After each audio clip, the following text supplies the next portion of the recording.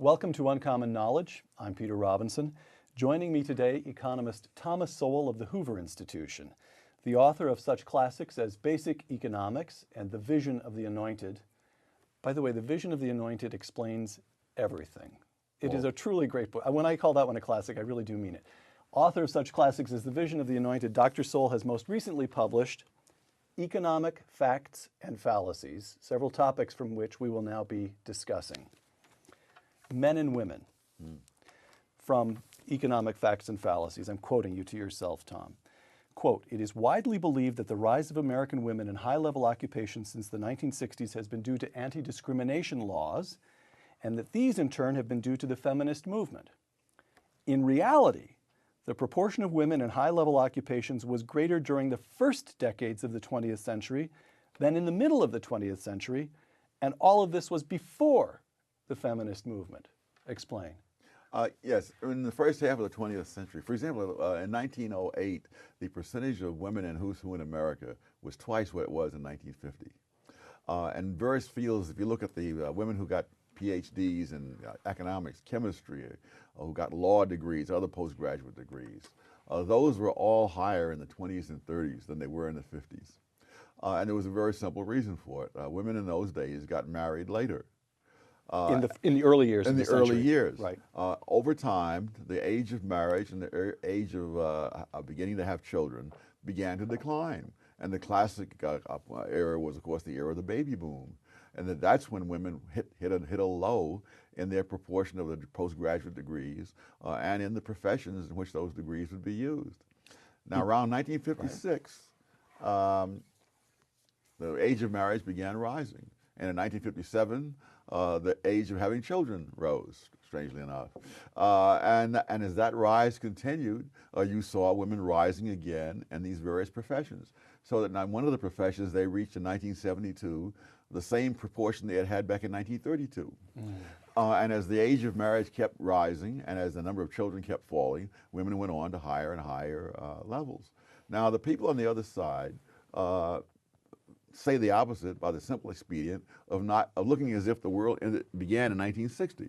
They ignore all the rest of that, and they say it's all due to the feminist movement, to anti-discrimination laws, and so forth. Well, you're right. I'm going to quote you again. "Among the many factors which influence male-female economic differences, the most elusive is employer discrimination." Yes, that when you correct for all the various factors, such as the number of hours worked, the continuous employment versus taking a few years out to have children and so on. You take all that into account, the differences between men and women become quite trivial. If you look at the academic world, or as far back as 1969, women who had never married and who had earned higher incomes than men who had never married. They became a tenured professor at a higher rate than men who had never married.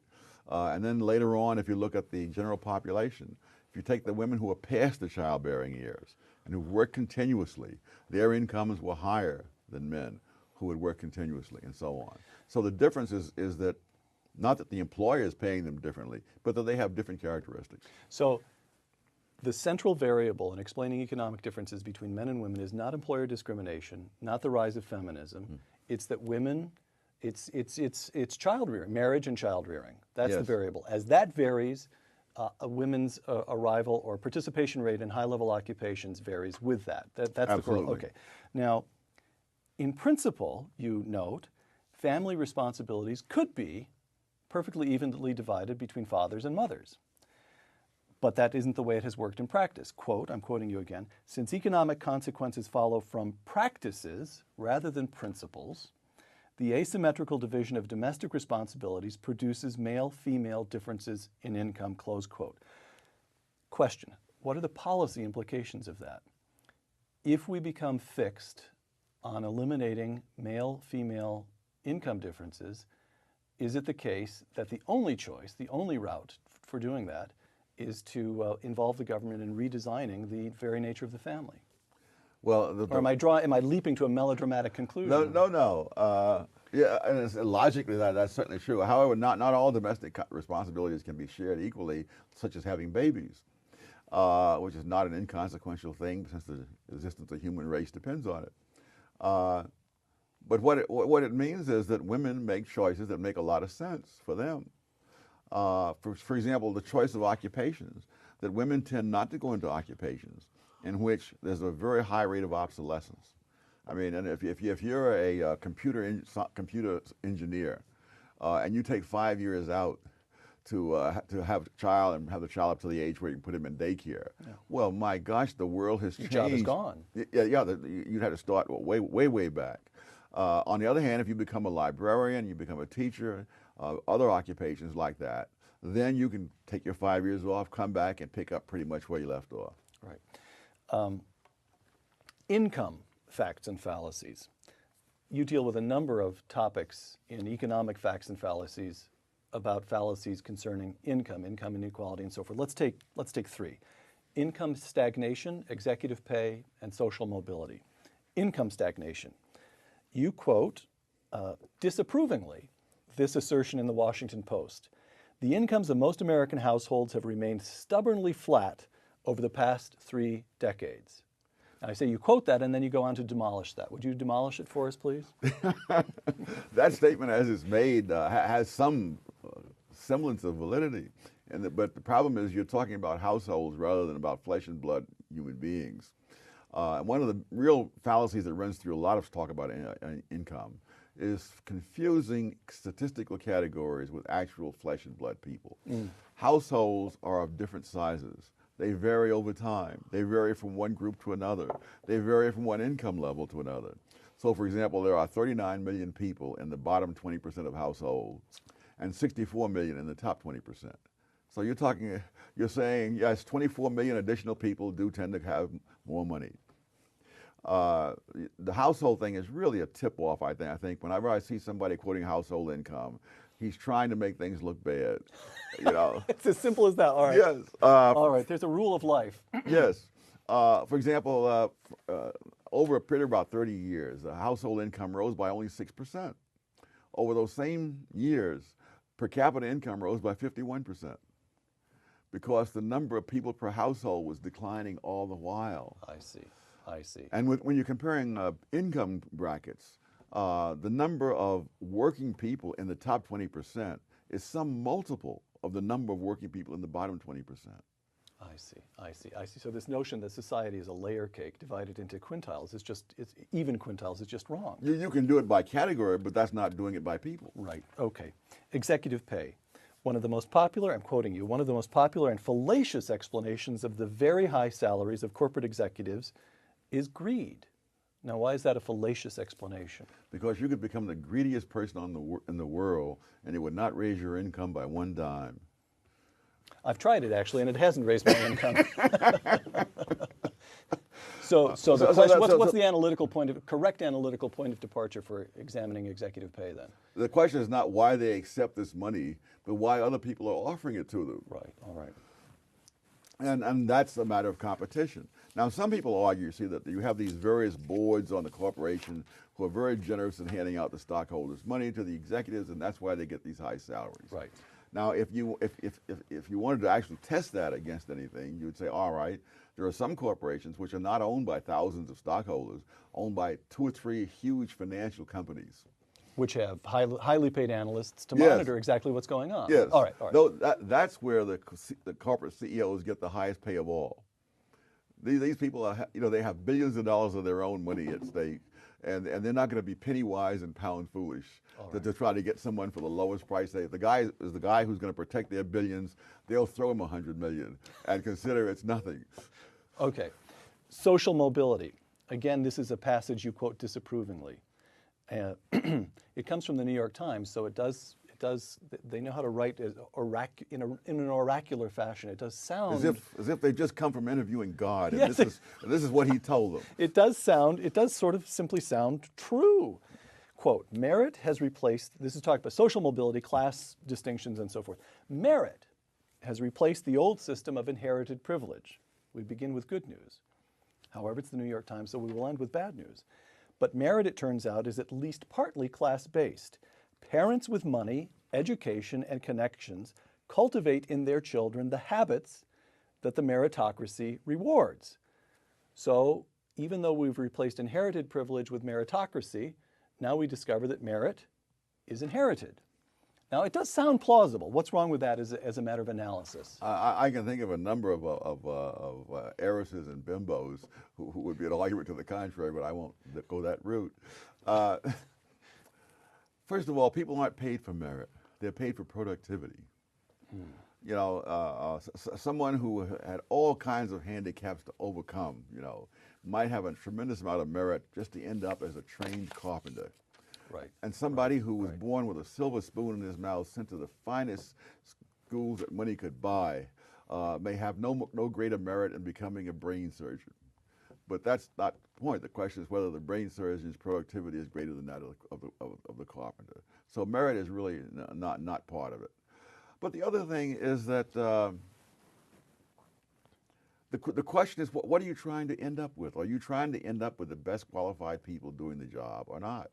I mean, if I have to have brain surgery, and I'm told that the guy who's going to perform the brain surgery is the world's greatest brain surgeon, but he was born with a silver spoon in his mouth and had every privilege, and might have said, no, give me somebody, you know, who had to fight his way up and who had just barely made the cutoff. Well, suppose I don't know what the New York Times writer had in mind, but suppose I argue, let's follow the duty of charity and assume that what the New York Times reporter has in mind is a just society. Maybe let's suppose that what they want is a just society. And that is simply not useful in analyzing social mobility? No. It's not? No. It depends on what notion of justice you have. If you mean by justice treating everybody alike, we can go there. If you mean a society in which everyone has equal probabilities, not equal opportunities, equal probability of succeeding, I find that virtually inconceivable. There are so many thousands of factors at work that I find it hard to even imagine how all those factors could work out the same for everybody. And now what about equal opportunity? Equal opportunity, yes. But you see, you can have a society of equal opportunity. One kid's family sits around at dinner time and talks about sports, and the other kid's family sits around at dinner time and talks about science. And they do that for 20 years. And now they have an equal opportunity to get into Harvard. Who do you think is most likely to make it? Gotcha. Okay, we turn from income facts and fallacies to facts and fallacies. Let me say that again because I need to get it. Facts and fallacies concerning the academy. You deal with students and economic finances, but I'd like to deal first with faculties. First, this kind of overall statement that you make, again, I'm quoting Economic Facts and Fallacies. Many people think of nonprofit organizations such as colleges and universities as free of selfish motives and therefore dedicated to the well-being of others, including society at large. This reminds me of the opening scene in the movie Animal House, where the camera pans across the campus and finds the statue of the founder of the campus and goes down to the base where the words are inscribed, "Knowledge is good," good for all of us. That assumption is seldom subjected to empirical tests, nor does it survive such tests very well when it is. Close quote. Explain. Well, one of the things that happens when you have faculty tenure is that the faculty can run the university for its own best interest, regardless of what that does to students. For one simple thing, the faculty tend to arrange the classes so that they will fit into convenient times for them. I mean, I don't exempt myself. When I was teaching and the department secretary would say, when do you want to have your classes? I would say, after the morning rush hour and before the evening rush hour. Apparently, I wasn't alone. And so you have all these classes crammed in between 10 a.m. and 2 p.m. And many students are unable to get the classes they need and the sequence they need in order to graduate on time. But the faculty, as convenience, trumps all that. There was what the provost at Stanford was saying last year, that we have all kinds of empty classrooms most of the time, and then that means you have to build more buildings in order to at tens of millions of dollars per building. That's right. To build the capacity just for between 10 and 2. That's right. That's right. Now, not however that you are disdainful of the principle of faculty self-governance, which you write is central to the operation of an academic institution. But in areas outside their expertise, including areas in which there is no such thing as expertise, Professors can simply indulge their personal prejudices at no cost to themselves.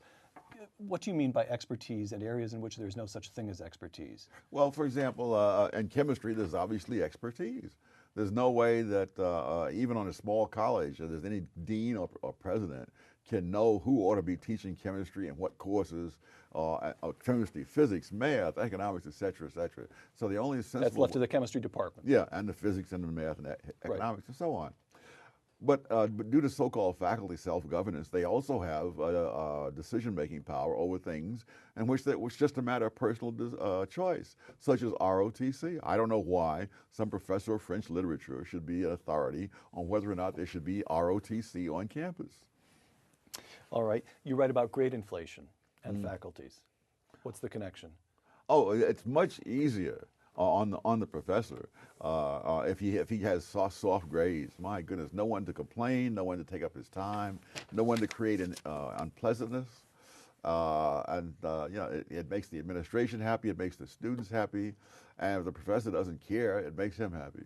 So you give every student an A, and nobody even bothers to ask for office hours for That's you. right. Gotcha. That's right. All right. Now here's kind of the question. Your argument here as regards faculty is that endowments, tenure, the continued giving from loyal and largely unquestioning alumni, all of these insulate them from what we might otherwise consider market forces, the market being the marketplace for education, and the customers would be the tuition-paying students, right? Okay. And yet, as you yourself say, you yourself make a large point of this, American universities are routinely ranked the best in the world. How can this be? Oh, they're the best in the world at what they do. And what they do is research. Okay. When I was Actually, go ahead. When I was a tenured faculty member at UCLA, I used to love these discussions when someone was up with the up or out decision to make. Should he be promoted to tenure or should he be let go and so on? And you'd go around the room and I'd say, oh, the man is a terrible teacher. He doesn't do this, he doesn't do that. They'd go on, I'd listen to all this. And in the end, they'd vote him tenured.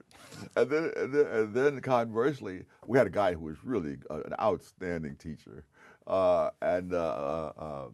When the vote finally came, and I must tell you that I was one of those who voted to let him go, because although I was convinced that the students would lose by his going, that was not the decision in my province. My province was to apply the rules set down by the university, and by those rules, which are heavily weighted toward research, he couldn't be kept there. And so he's off somewhere else, being an excellent teacher to somebody else, while the UCLA students have to take potluck. And so this is a point that you make, that the large research universities tend to be, in a certain sense, overweighted in reputation when kids are going around looking for undergraduate educations. That is to say, maybe you ought to look at a small liberal arts school. It may not be as famous, it may not have a world ranking, but that's because they're not doing research in particle physics. They may actually have the best physics department for teaching 19 and 20, right? Absolutely. In fact, the data show that if you look at the colleges whose students go on to receive the PhDs the most, you find all kinds of schools you've never heard of outdoing Harvard and Yale. Grinnell, for example, Grinnell, right. Higher percentage of the people there.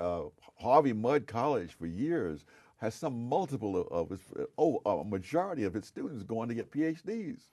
That's not true at any of the Ivy League schools. Okay. Facts and fallacies concerning the academy. We've talked about faculty. I'd like to turn to students and academic finances. Students. One of the biggest fallacies, I'm quoting you again, is that attendance at big-name colleges and universities is virtually essential for reaching the top later in life.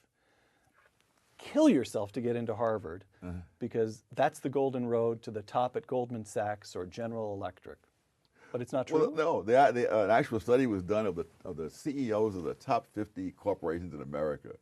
Only 4 of them had Ivy League degrees. 2 of them had no degrees at all.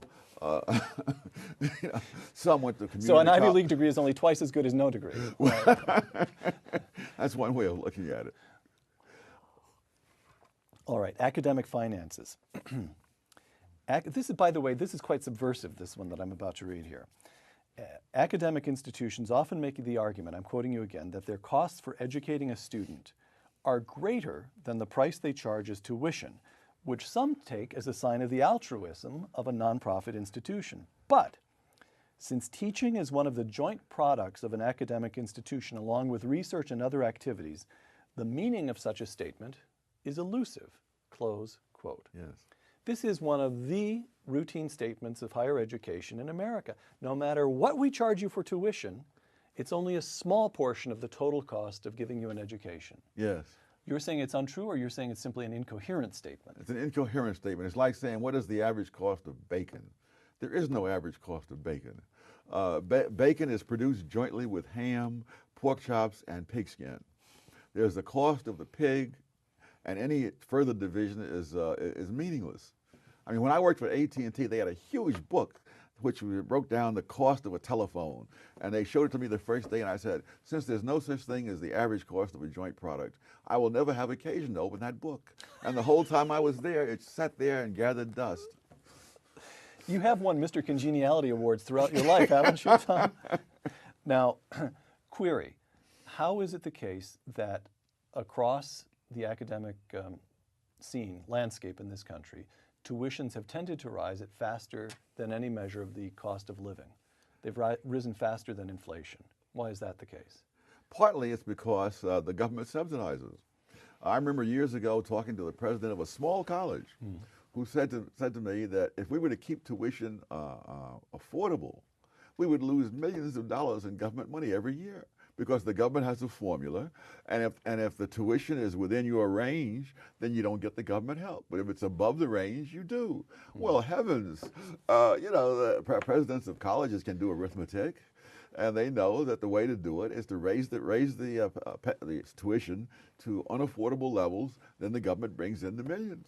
Now, let me try an argument to see how persuasive you find it, and that is the rising productivity of labor.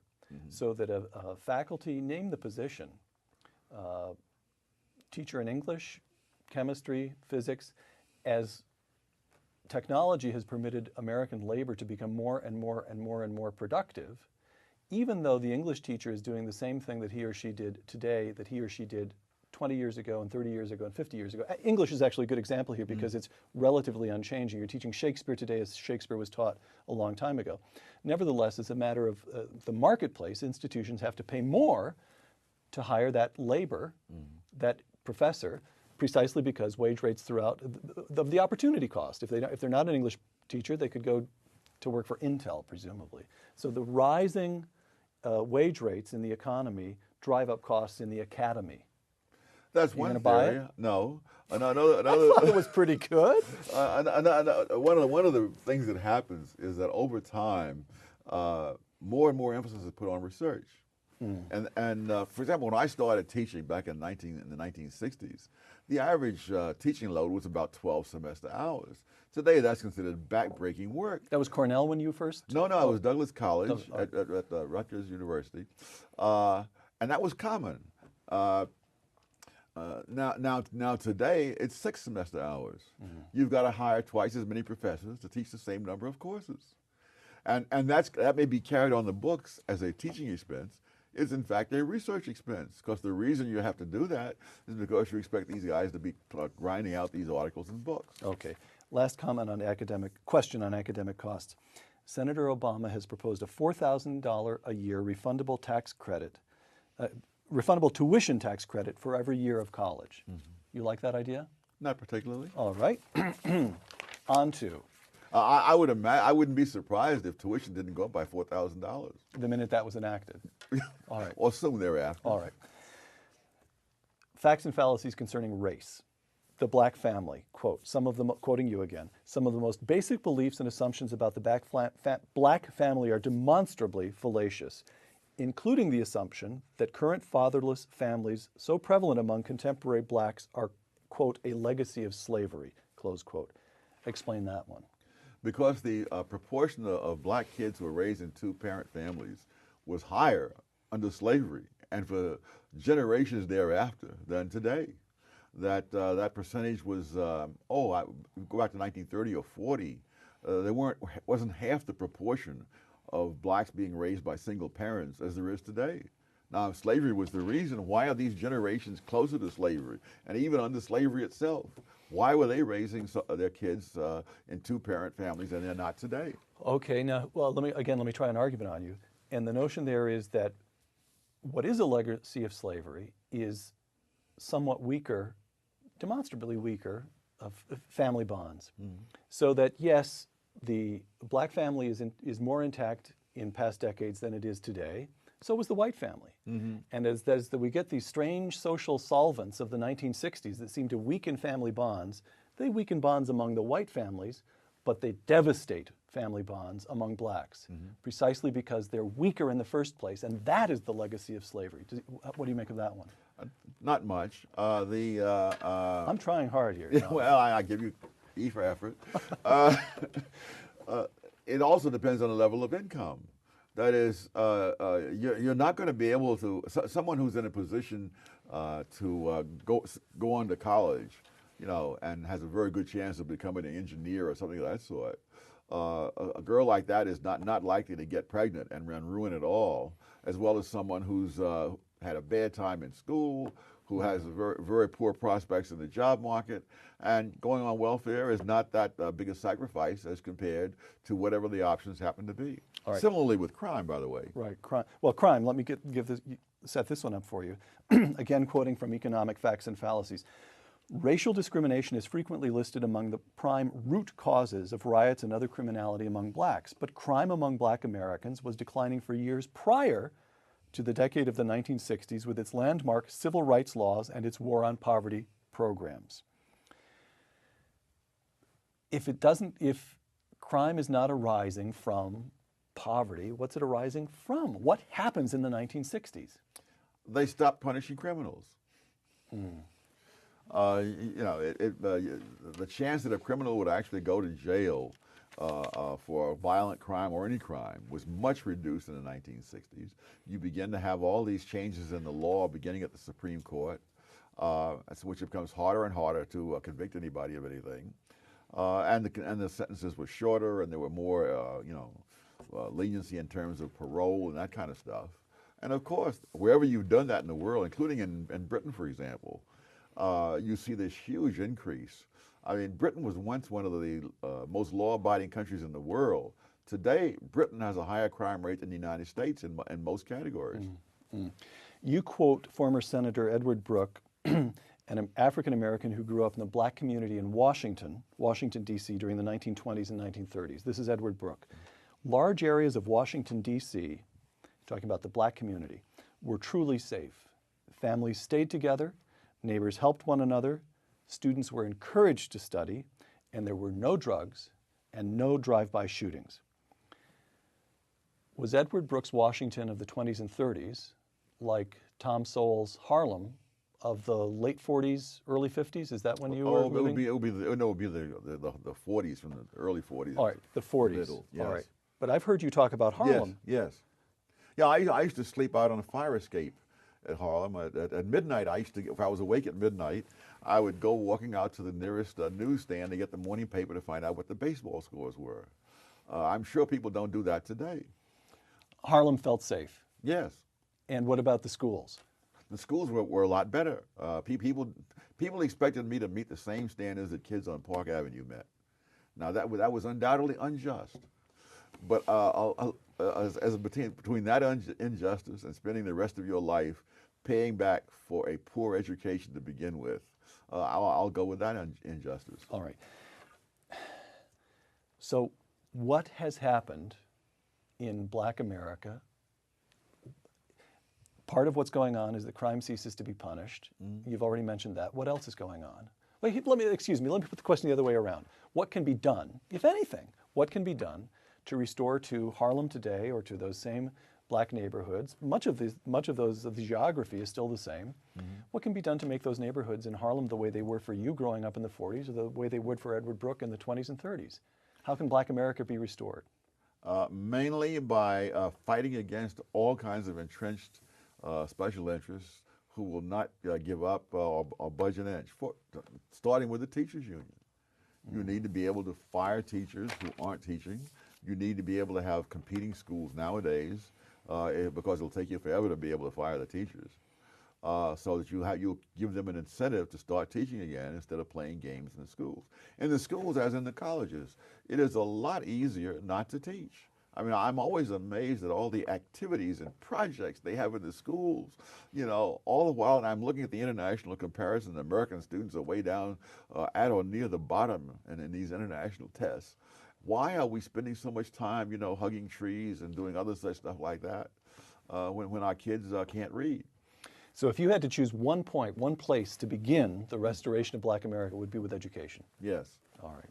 Tom, let me end with, we've been talking about economic facts and fallacies. Let me end with just a couple of open-ended questions to see what's on the mind of Tom Sowell these days. Over the last 5 years, the Bush administration has spent $18 billion on AIDS in Africa. And during President Bush's trip to Africa, which is concluding as you and I speak today, rock star and AIDS activist Bob Geldof praised Bush as having done more for Africa than any other American president. How does all that strike you? I'd have to see what the consequences were. Nothing is easier than giving out money. You get very little resistance. The question is, what is the bottom line result? Has AIDS gone down as a result of all this? Okay. Barack Obama has a serious chance, polls indicate at the moment, an actual likelihood of becoming the first African-American president. What does that say to you about the United States? Well, it makes it harder for people to keep blaming everything on racism. On the other hand, I think at a time when Iran may get nuclear weapons, which may be passed on to terrorists, it is incredible that we should even be playing sort of demographic roulette and saying, wouldn't it be nice to have the first black president or the first woman president or whatever? We need whoever can do that job best because the future of the country depends on it. Hmm. Interviewing you a couple of years ago, Fred Barnes asked if you felt pessimistic about the future. You responded very simply and with distressing speed, yes. Would you like to amend or expand upon that answer? Yes, I feel more pessimistic now than I did then. Oh, Tom. Why? What's happened in the last 2 or 3 years to make you more pessimistic about the future? Well, we could start with Barack Obama, Hillary Clinton, and John McCain. You've talked about Barack Obama. What's wrong with Hillary Clinton? Oh, my. How many days do we have? Take the top 2 or 3 characteristics. An utterly cynical person. The whole thing, everything that happened during the Clinton administration, you can see that time and time again. McCain, he's better than they are, which is quite modest. That's the stoutest praise you can raise. That's the highest praise that I can manage. All right, last question. You write, no book can cover all the utter nonsense that politicians speak in an election year, close quote. Would you care to name one piece of nonsense that you didn't get the chance to cover in Economic Facts and Fallacies that you consider especially dangerous or annoying? The notion of that what we cannot afford in terms of medical care as 300 million Americans paying directly, we can somehow afford sending the same money through the government and paying for a government bureaucracy on top of all the other costs of medical care. Dr. Thomas Sowell, thank you very much. For Uncommon Knowledge, I'm Peter Robinson at the Hoover Institution. Thanks for joining us.